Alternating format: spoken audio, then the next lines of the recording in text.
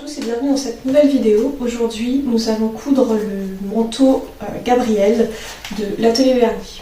Donc l'Atelier Berny, c'est Morgane qui fait des patrons de couture très féminins et très élégants que j'apprécie beaucoup. Bon, je pense qu'il y a énormément de femmes qui apprécient son travail et je suis vraiment très contente qu'elle ait sorti un manteau. Alors de base je pensais que c'était un pantalon, donc je pense que le prochain ce sera un pantalon. Donc j'ai fait aussi la demande pour le test et elle m'a accepté, donc je suis encore plus contente. On va voir ce qu'on peut faire avec ce petit manteau. Enfin petit, c'est 71 pages quand même, A4, sans bordure. Avec bordure c'est 80 et quelques pages. Voilà, donc pour économiser un peu, j'ai pris sans bordure. Je vais tout d'abord commencer par découper et assembler le patron. Pour le tissu, j'ai choisi un lainage que j'avais déjà et que je voulais utiliser pour le manteau Bénédicte de méthode Mathilde, que j'ai jamais eu le temps de faire.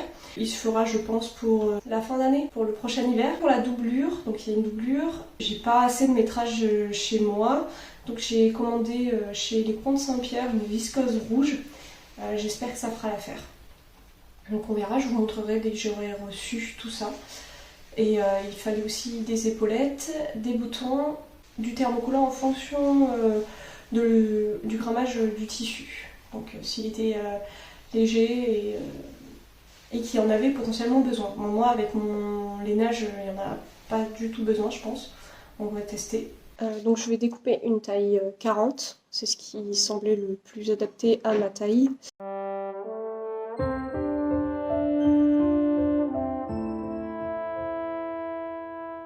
J'ai fini de découper le patron, donc il y a 24 pièces. J'ai toujours pas la doublure. Ça fait 2 jours que j'ai découpé le patron, hier j'avais pas le temps. Et du coup je vais faire une toile vite fait, donc dans un tissu, une voile de coton. Je vais vérifier la longueur et les manches et le corps. Donc je vais couper les deux devant, les deux derrière et les deux manches. Voici mon emplacement. Pour la pièce du dos, je vais couper dans son intégralité pour savoir la taille, enfin la longueur du coup, jusqu'où ça m'arrive. Après il y a les deux manches donc dans leur intégralité et les 3 autres pièces, je vais les couper jusqu'aux grandes hanches, juste pour voir en fait si le vêtement me va sur le haut. Du coup j'ai terminé de coudre la toile, ça me va, donc j'arrive à la mettre sous un pull et un t-shirt. C'est bien parce que je vais pas la porter sous qu'un seul t-shirt, je vais la porter sous un pull, ce qui est logique pour un manteau. Pour la longueur de manche, j'ai enlevé l'ourlet, comme ça fait bien le tomber. Ça m'arrive parfaitement sur les poignets. Pour la longueur aussi j'aime bien parce que ça va pas jusqu'en bas, mais ça fait long, donc je valide. Il va rester quand même la place pour pouvoir mettre les boutons. Je vais passer à la découpe du vrai tissu. C'est du velours donc de laine, couleur aubergine. J'ai 3 mètres pour l'instant, s'il m'en faut plus. J'ai ces chutes de tissu, pareil de la laine, là c'est du serger. Voilà la différence un peu de couleur, toujours du violet, bon, même si lui il est beaucoup plus chaud que celui-ci. Je pense que ça peut bien aller ensemble, de toute façon j'ai que ça. Voici un premier plan de coupe, sachant qu'il me reste là-bas les pièces plus petites, celles qu'il faut couper dans le biais et que je vais essayer de caser là. Mais en fait, comme il faut les couper qu'une fois, je vais attendre de les avoir, d'avoir le tissu en plus petit pour pouvoir bien travailler, pour pouvoir aussi mettre de l'autre côté la ceinture. Ce sera potentiellement plus pratique pour moi de travailler comme ça. Après, j'ai des rectangles qui vont servir par exemple pour les passants et pour les ceintures. Donc je vais d'abord épingler et couper ces grosses pièces. Il m'était déjà arrivé de mettre les plus petites pièces comme il fallait et j'avais pas assez de métrage. Mon conseil c'est vraiment de poser toutes les plus grosses pièces d'abord et après les plus petites on fait avec ce qui reste. J'ai fini de couper les grosses pièces du patron. Il me reste le col, ceinture et propreté passant de poche. Il me reste un coupon de 60 cm de tissu et je vais essayer de découper les plus grosses pièces, enfin en tout cas les plus encombrantes. Le dessous de col, pièces en biais. Ce qui est bien avec les pièces en biais, c'est que ça va être que sur une seule partie du tissu. Ça va être que sur la partie du dessus. Avec la partie du dessous, je vais pouvoir couper ma ceinture double Hier, après avoir coupé mon tissu, je ne me suis pas souvenue en fait si j'avais décati ou pas mon tissu. Comme c'est de la laine, j'ai pas pu le mettre à laver. Et je me rappelle l'avoir fait pour l'autre tissu. Mais pour celui-ci, je ne me souviens vraiment pas. Et comme j'ai coupé déjà les tissus, j'ai peur en fait. Bon après c'est de la laine, donc ça se travaille. Du coup je vais essayer de repasser un coup. Comme ça, au moins, c'est fait. J'ai fini de décatir mon tissu. Maintenant, je vais marquer les poches et les boutons.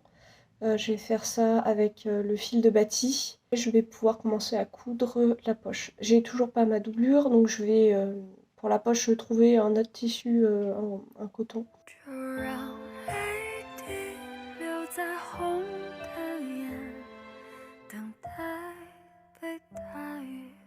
Voilà, j'ai fini mes 2 premières poches. Donc il y a un petit problème de capucin là parce que j'ai coupé un peu trop loin.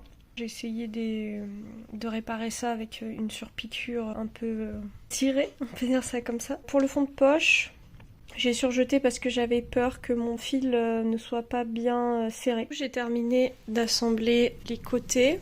Et la poche, bien évidemment. Il n'y avait pas trop de difficultés parce qu'il y avait énormément de crans. Ce qui était bien, c'est qu'il y avait même des crans doubles. Donc comme ça, on se trompait pas de couture. Bon, j'ai quand même réussi à me tromper de couture au niveau de la ceinture dos. J'ai dû la coudre là. Là, on voit encore les fils qui sont pas partis. Donc ça faisait un peu haut. C'était le cran de poitrine. Donc maintenant, il faut que je repasse, que j'ouvre les coutures.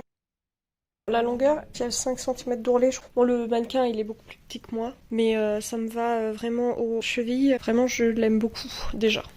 C'est incroyable. J'ai fini ma partie des manches sans les doublures. J'ai pas eu de problème. J'ai commencé le col aussi. Donc c'est comme le col qu'il peut y avoir sur la chemise Simone, sauf qu'il y a une banane en plus. Donc j'ai bien fait de demander à Morgane à quoi servait la banane, parce que dans les explications, pour l'instant, il n'y avait pas la banane.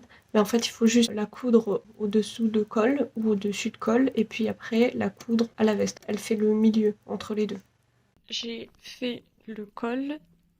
J'ai terminé. Alors j'avais eu un petit souci parce qu'en fait j'avais cousu jusque là et après j'avais cousu le col tout seul. Sauf que bah non, c'était pas ça. Je me suis dit il y a un petit problème. J'ai juste décousu et cousu donc cette partie avec celle-là et l'inverse. L'autre côté. Et voilà, ça s'est réglé assez rapidement. Alors je l'ai pas encore repassé. Il est encore un peu tendu. Et bon, les bords aussi ils sont pas du tout aplatis. J'ai reçu le colis Les Coupons de Saint-Pierre avec ma doublure et mes épaulettes. Alors je vous montre ma doublure, c'est une viscose rouge. Donc, franchement elle est très très fluide, elle est très jolie, elle est très peps. Donc je suis vraiment très très contente. Et on va pouvoir continuer à faire la doublure. Donc il va me rester les manches, le corps de la doublure, la fente en bas, je l'ai passé au fer. Il faut que je fasse l'ourlet. J'ai fini d'assembler les manches à la veste. J'avais peur que les manches soient trop courtes en mettant le pull, mais en fait il est nickel et les raccords sont juste magnifiques. Je vais essayer de les montrer. Hop, voilà là. Là c'est pareil, alors là c'est une épingle qui sert à tenir la doublure parce que sinon elle va tomber et elle va sûrement tourner. Voilà, on peut la voir là, la doublure. Elle n'est pas assemblée, donc je pense qu'elle va sortir un peu moins quand elle sera assemblée avec la doublure. On verra moins, je pense. Donc pour l'instant, rien à dire, vraiment. Enfin si, je suis totalement amoureuse du rendu de la veste, que je suis vraiment très contente déjà d'avoir un niveau assez bon pour pouvoir coudre facilement ce manteau. Je suis aussi très contente de faire le test parce que du coup, je peux directement parler avec d'autres personnes qui font le même patron. Et aussi Morgane qui, dès que j'ai une question, elle peut me répondre dès qu'elle a le temps. Elle peut nous expliquer aussi. Et même on s'entraide et ça, je trouve ça incroyable de coudre déjà. Coudre en groupe, un seul et même modèle. Je trouve ça vraiment très bien. Ce modèle est incroyable. Morgane a mis des crans d'assemblage un peu partout, surtout sur les côtés. Donc on va avoir un cran d'assemblage à la poitrine, à la taille, aux hanches et à l'ourlet. Et en fait, ça aide énormément pour assembler. Je trouve ça super simple. C'est vraiment très satisfaisant. Après une semaine de couture, j'ai pu finir cette veste. Maintenant, ça fait 2 semaines que je l'ai cousue et je l'adore vraiment. Je la porte très souvent. et franchement elle est super belle. Alors j'ai eu pas mal de remarques comme quoi c'était un travail formidable, ça changeait un peu. J'adore ce modèle, je remercie Morgane encore une fois, je remercie les filles du groupe et j'ai passé une expérience incroyable avec elles.